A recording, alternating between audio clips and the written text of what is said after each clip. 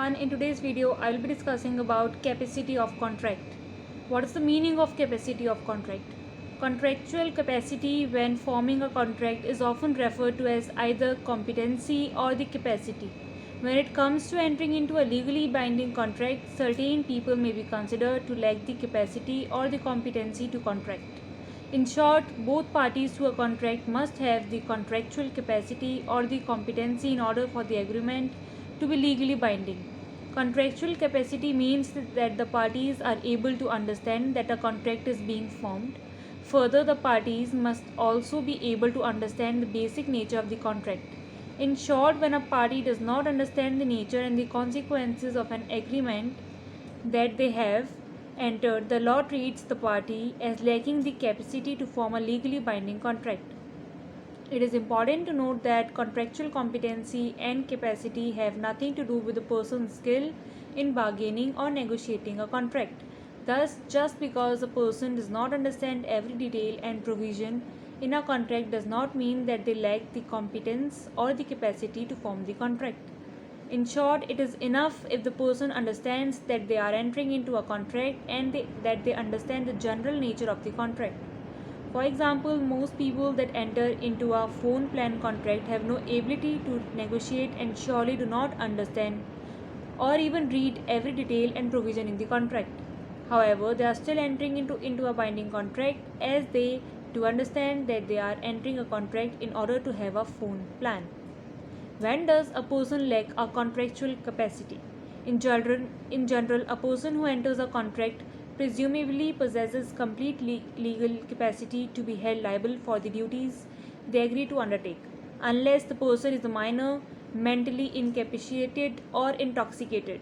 A minor is defined in some states as a person under the age of 18. The law presumes that minors are too immature, inexperienced, and lack the legal capacity that make a contract. Thus, courts allow any contract made by a minor to be voidable at the minor's discretion in order to protect them from being held accountable for entering into unwise contracts. In other words, although you can enter into an enforceable contract with a minor, they may disavow the contract at any time, with only a few limited exceptions. Exceptions to a minor being able to avoid a contract includes the following. Minor come of age. In most states, if a minor comes of age and are now considered as an adult and they have not done anything to void the contract, then the contract can no longer be voided due to their previous incapacity as a minor. Or contracts for necessities. Most states do not allow a minor to void a contract for necessities such as food, clothing, and lodging. Further, persons who are mentally incapacitated or intoxicated are generally deemed to lack contractual capacity. Similar to contracts with minors, contracts entered into the persons by who are intoxicated and are also voidable at the intoxicated person's discretion, but only if the other party knew or had reason to know the degree of impairment. However, courts really show sympathy for people who try to void their contractual duties on grounds that they were intoxicated.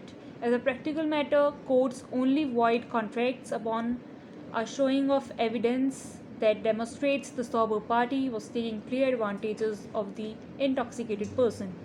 The above is not true for people who are mentally incapacitated due to the prescription medication.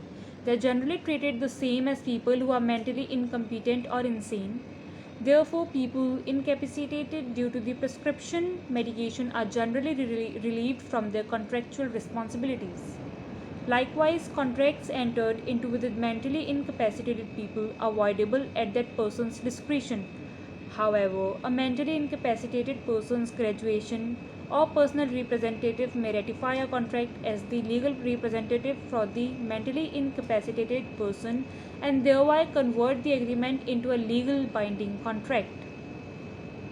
What happens to contracts if one person lacks the capacity?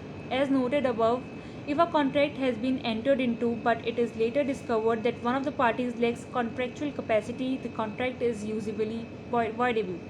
However, that party is not automatically relieved from any contractual duties that they may have incurred. The court may need to do additional analysis to determine whether they still need to fulfill any duties stated in the contract. Further, a party to a contract will not be relieved from their contractual duties until the court has completely adjudicated the issue. This means that the court will first consider all the evidence concerning the party's mental capacity and make a determination from the evidence before relieving them from their contractual duties, unless there is an existing court order declaring the party to be incompetent or insane. Thank you.